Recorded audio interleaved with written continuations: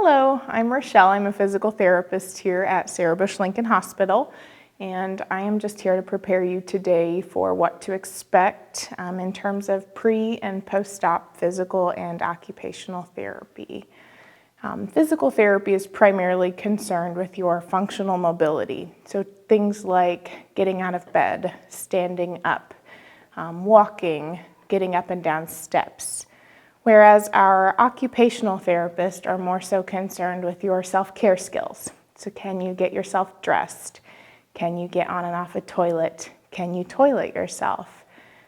Can you shower yourself? And while those things may seem elementary, after a joint replacement, often those simple tasks can be very difficult. And our occupational therapists have many tips and tricks as to help you get through those tasks a little bit easier after surgery. I do like to tell folks that you are not guaranteed to see our occupational therapist. Oftentimes, if you're going home day of surgery, you will only see a physical therapist prior to discharge.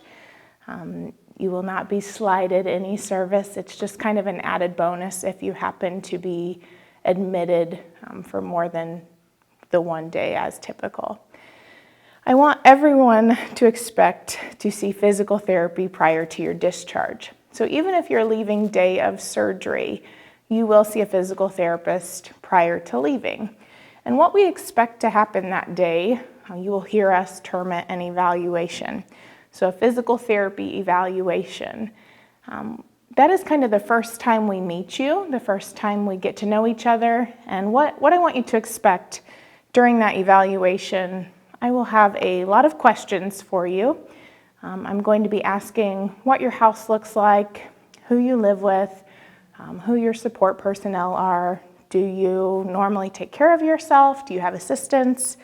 It's going to sound like I'm being very nosy, but my role here in the hospital is to get you home safely. So in order to do that, I have to ask a few questions about your home. Once we get through that part of the evaluation, we will move on to some exercises. And you all should have a booklet. I want you to flip to page 7 and 8. Those pages encompass some exercises that we prescribe.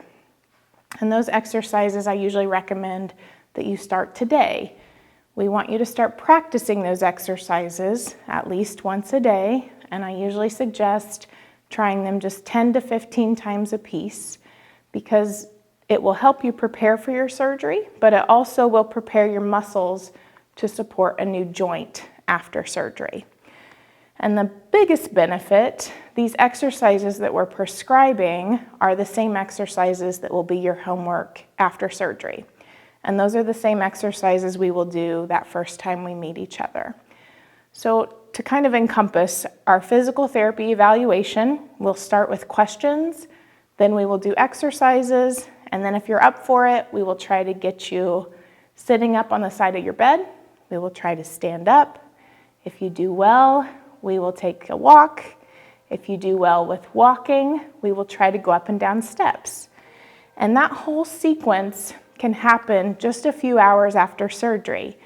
That is becoming our new standard of practice, that you see physical therapy within 2 to 4 hours after surgery. So I do want you to expect that you very well may be walking and going up and down steps in that time frame. Before you would go home, as I said, we like to ensure that you can get up and down steps. And more specifically, I like to ensure that you can get up and down steps that are similar to your home environment. So if you have 2 steps to get in your house with a handrail, that's what we will practice. If you have 16 steps to get up to your apartment with no rail, we will practice that scenario. So we will try to imitate your home setup before you discharge. What I also like to clarify, especially with our total knees and our total hips, after surgery, if your surgery goes as planned and under standard protocol, you will be what we call weight bearing as tolerated. So you should be allowed to put your full weight through your surgical limb or your leg after surgery. The benefit of that is we can walk very quickly and you can walk with symmetry. So you don't have to favor a leg, nor do we want you to favor a leg. I like to be very specific. Our total knee patients do not have any restrictions.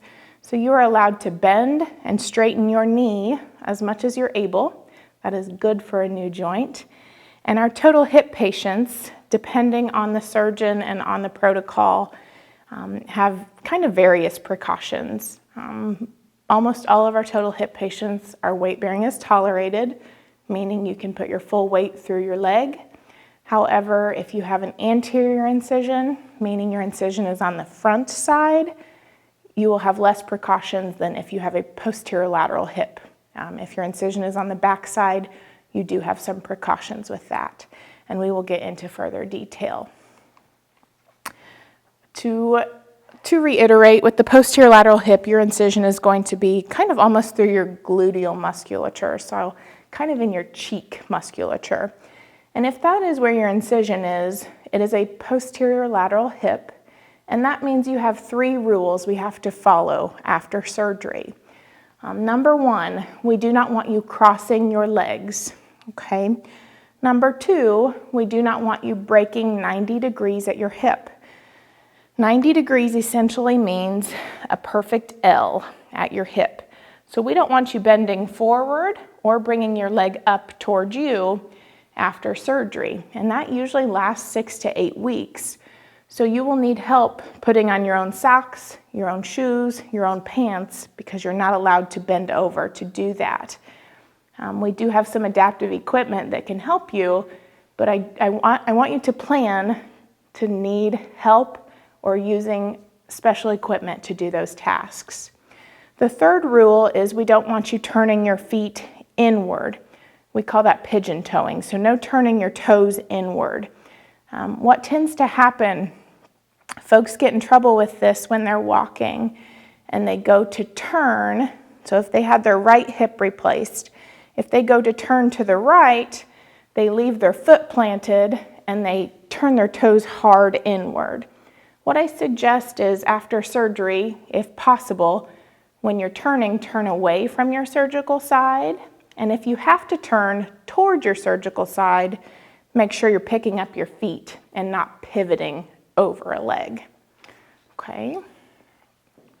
So with an anterior hip, we have much less rules, but we want to be careful of a couple different things. So the thing we caution you the most is we don't want you to take your surgical leg and put it behind you and lunge forward. That really stresses the front of your hip, and that is something we caution you to avoid at least for the first 6 to 8 weeks. Same time frame as the posterior lateral hip precautions. However, if there is some confusion, and there oftentimes is, again, I want you to refer. Posterior lateral hip has 3 strict rules. Anterior hip has 1 kind of softer rule. Okay? A topic I really like to highlight is what kind of equipment will you need? And the thing I like to talk about the most is this is called a front-wheeled walker. So the front-wheeled walker is convenient because it's a combination of mobility with the wheels and stability with the 2 pegs on the back.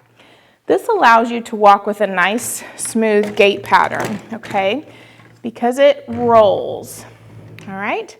Now, I get a lot of questions from folks whether they can use the 4-wheeled walkers, the ones with 4 wheels, hand brakes, and a seat.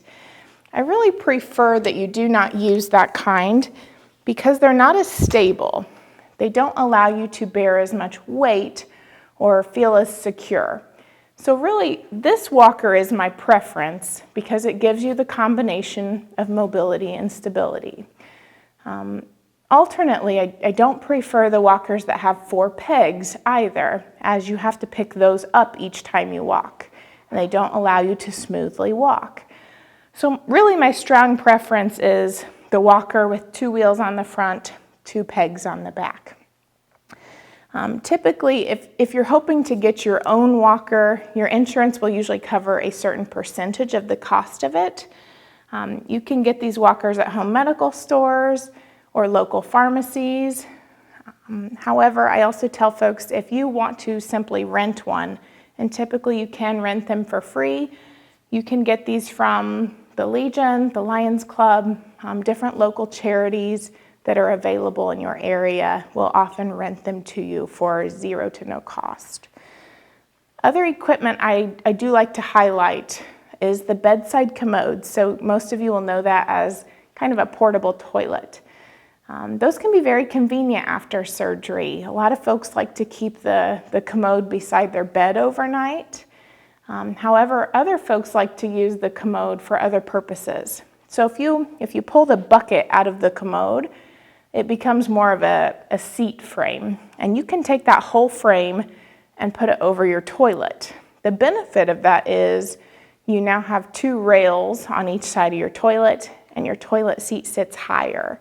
So that is very beneficial after a total knee or a total hip. You do not have to have one. I get that question a lot, but it is very convenient. And the commode, last but not least, it has 3 functions. You can also take the whole frame and put it in your shower if you're able. It can also serve as a shower seat. So the 3-in-1 commode is titled that way because it can be a portable toilet, it can be a frame over your toilet seat, or it can be a shower seat if you prefer. The caveat to that is if you're going to use it for multiple functions, you have to be sure that you have enough space on each side of your toilet for the frame to fit, and you have to be sure that your shower is big enough to put the commode in if you're hoping to use it as a shower seat.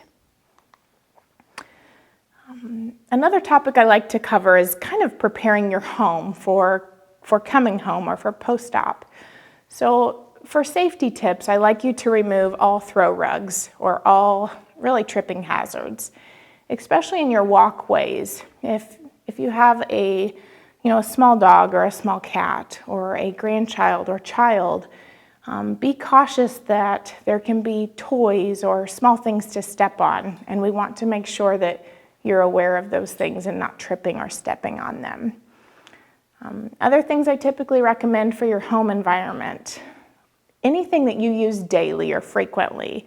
So your kitchen items or your toiletries, try to keep those all in a central location. We don't want you to have to make multiple trips across your kitchen or across your bathroom to gather all of your things. Your energy levels are going to be less than they were before surgery, and we want to try to conserve the energy for other things such as exercise or intended walking, okay? My favorite topic on the home setup is what kind of chair should you sit in after surgery? So typically I recommend take a look at your home and see if you have any good firm chairs with armrests. Those are going to be the easiest ones to stand up from. Oftentimes, like a captain's chair in your kitchen is ideal. But I will warn you, your more comfortable chairs, your lazy boy recliners, your couches, those can be difficult to get out of because they sink down and they're comfortable. If that's the case, if you're struggling to get out of chairs now, so if you're struggling to get out of your recliner or specifically your couch, those seats are also going to be the ones that are difficult after surgery. If you know those are the chairs that you're going to sit in, I would suggest putting pillows behind your back to bring you forward and putting pillows under your rear to bring you higher. And that way it's easier to stand up from because you're more forward and you're sitting higher than just down in the low cushions, okay? Last but not least, this is a little bit more difficult, but if you have steps to get in your house or steps within your home, we want you to try to have handrails available. It makes it a much more secure and safe transition if you have handrails available at your entrances or at your steps, okay? To kind of wrap up my presentation, I get a lot of questions as to what should we expect to feel like after surgery. And I do like to warn you, these are very invasive, they're very traumatic surgeries. That's why we're here to support you, but we do want you to expect to have some level of pain, to have some level of redness, to have some level of swelling and tenderness. The trauma involved in these surgeries warrants those things. So I cannot emphasize enough that mobility helps control all of those things. Getting up and around is essential to your recovery. And we want to do that as quickly as we can, and we will encourage you to be up and moving as often as you can. What I like to kind of end this with, your total knees versus your total hips. While they're both joint replacements, I want you to expect that a total knee takes a little bit more time to recover from. It takes more time to get range of motion in that new knee joint. So generally, we tell folks between 6 months and a year before you really feel fully recovered. Where a total hip, we look more towards 4 months to 6 months. A little bit less time just because you're not working so hard to get your range of motion. But regardless of total hip or total knee, I want you to expect to have a little bit of a roller coaster ride, meaning you're going to have some good days and you're going to have some bad. Oftentimes what I see is people tend to be doing really well and they overdo it. They try to mow their yard for the first time, or they do 4 loads of laundry, and then they have a bad day afterward. So those bad days will become less and less the farther you get in your recovery. However, I do want you to be aware and to expect some of those, especially if you have a day where you overdo it. That is typical, that is what we expect, and that is what we want to warn you about. So overall, we cannot emphasize enough how important it is to remain mobile and stay up and moving after these new joint replacements. But we do encourage you to reach out with us with questions, with concerns. We are absolutely here to guide you in this process and help it be as smooth as it can be. So we so appreciate you choosing Sarah Bush Lincoln, and we look forward to having you with us. Thank you.